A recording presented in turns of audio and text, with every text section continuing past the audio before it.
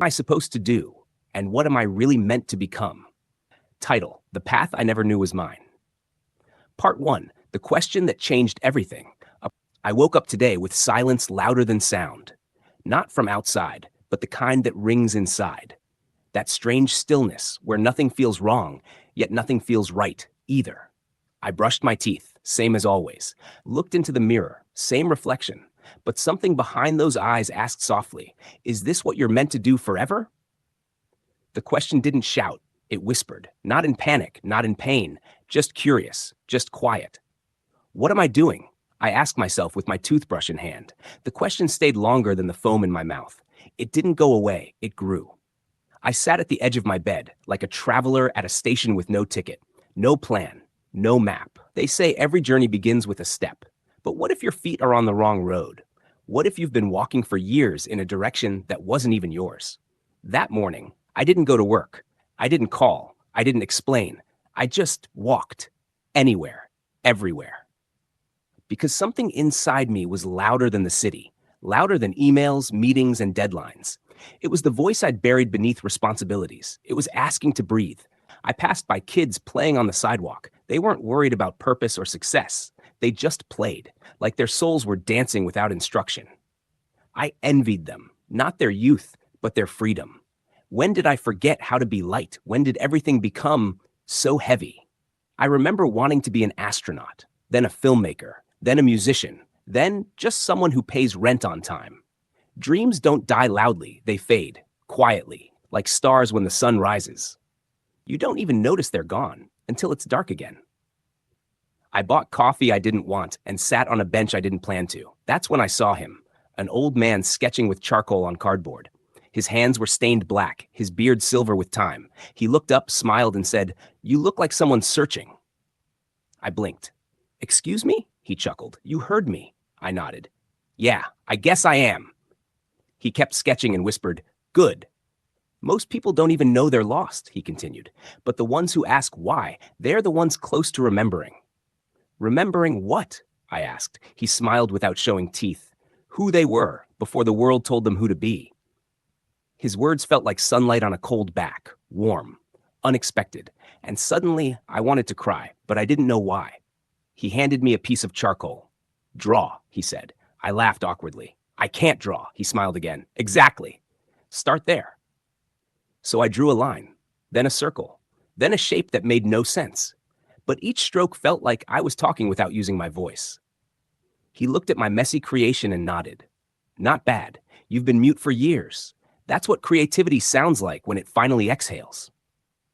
I stared at that man like he was from another world, but deep down I knew he just remembered things I forgot, things I used to know before I grew up.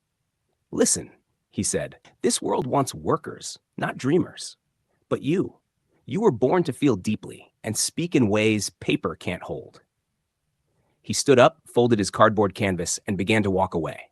I called out, "Wait, who are you?" He turned once, said, "Just someone who remembered." I never saw him again, but that 1 hour with him was louder than all my school years combined, and I went home with charcoal dust on my fingers and soul. That night, I wrote for the first time in years. Not for money, not for anyone, just because it hurt not to. And the pages didn't judge.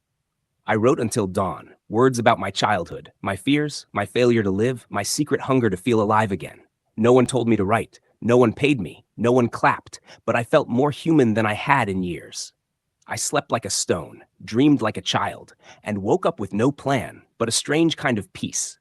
Not clarity, not yet, but permission to explore, to question, to not have it all figured out. I didn't become a monk or quit everything, but I started choosing differently. Every small yes to myself was a revolution. I took long walks, read books I used to love, listen to people without needing to reply, and I noticed life started whispering back. It whispered through sunsets, through laughter, through pain, through strangers and old songs. It said, "Welcome back. You've been missed." To be continued. Part 2. The long walk back to myself. I didn't change overnight. Life doesn't work like that.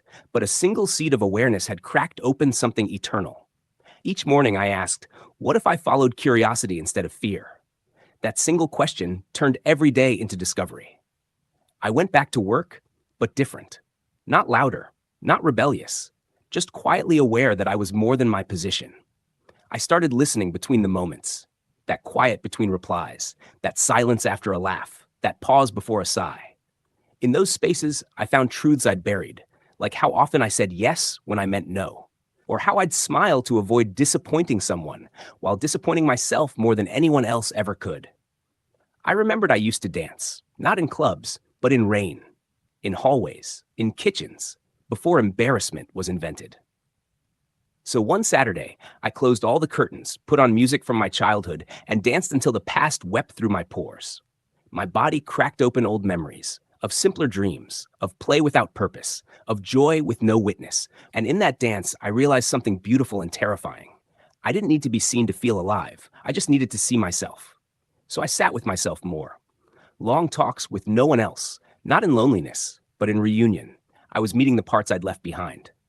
That inner child, he was still there, dusty, tired, ignored, but waiting. Waiting to be heard, waiting to be held, waiting for me to remember he was never the problem. I apologized to him for the years I made him silent, for calling him immature when he was just honest. He forgave me. Children always do, not because they forget, but because they hope better for us. I began writing every night, not stories, just truths, moments that hurt, questions that had no answers. And each page was a mirror that didn't lie to me. It didn't need to, because now I wasn't lying either. I stopped chasing success as others defined it. Instead, I started chasing alignment, the kind that makes your chest feel spacious. Success used to feel like a race. Now it feels like a rhythm, one I walk to, dance to, even stumble to, but still move. I changed how I saw people, not as competitors or comparisons, but as mirrors and messengers, each reflecting something back to me. Even the difficult ones, the critics, the rude ones, they became guides too, showing me where I still reacted. I learned not to fight every fire. Some flames just need distance. Not all battles are mine. Some are echoes from someone else's war. I quit trying to prove myself to parents, teachers, friends, to shadows of expectations that were never mine to carry. Instead, I asked, what do I want to feel before I die? And that question changed my calendar completely. I stopped attending things that drained me, started saying maybe not with a smile, started choosing peace over people pleasing. I learned the power of sacred boredom, to sit with nothing, no phone, no task, just breath, just being. And in that stillness, I heard whispers of new paths. Not loud, not clear, but alive. I found an old guitar under my bed, rusty, out of tune, like me. So we tuned each other slowly, one string at a time, one day at a time, until sound returned to both of us. I sang like no one could hear, because no one could. But I did, and that was enough. I met people I never would have seen before. Artists, thinkers, soul walkers, people who valued presence more than possessions. They didn't ask what I did. They asked what I felt. They listened when I spoke and saw me when I was silent. One night, around a fire, a woman shared her heartbreak. Another shared her healing, and we cried like old rivers finding the sea. That night, I understood connection, not through social media, but through shared humanity. I wrote that down. Maybe all we ever want is to be seen without needing to perform, and I realized I'd found my art again. Not just painting or music, but the art of living honestly, of speaking gently, of feeling deeply. That became my compass, not success, not perfection, but truth and trust. One afternoon, I met a young man who reminded me of me, confused, aching, trying to belong in a place he didn't fit. He asked me, "How did you figure it out?" I smiled. I didn't, but I started listening to the voice I kept ignoring. He didn't get it, not yet, but he will. Life always gives second chances to those who start asking first questions. So I gave him the charcoal, the one I kept from that old man, and said, start with a line, even if it's ugly, especially if it's ugly. He blinked, took it, smiled awkwardly, and I knew something had just begun again. Because that's how it works. Wisdom is passed, not taught, and healing is contagious when spoken from scars, not wounds. I don't know what tomorrow holds, but I know who I am today, and that feels lighter than any certainty I used to chase. So here I am, not a guru, not a hero, just someone who remembered what it means to feel alive again. If you're lost, good. That means you're moving. And movement, even through fog, is forward. You don't need to rush. You don't need to know. You just need to stay with the question a little longer. Let it whisper. Let it ache. Let it annoy you in the shower. That voice, it's not your enemy. It's your echo. An echo of the child who danced, of the artist who sang, of the soul who once believed that magic was real, because it is. And maybe, just maybe, you're not here to follow rules, but to remember your rhythm and walk it boldly, barefoot, unapologetically. So go ahead, turn off the noise, draw a messy line, and let your life become your art. Because you don't need to become anything. You already are. You just forgot. And now you remember.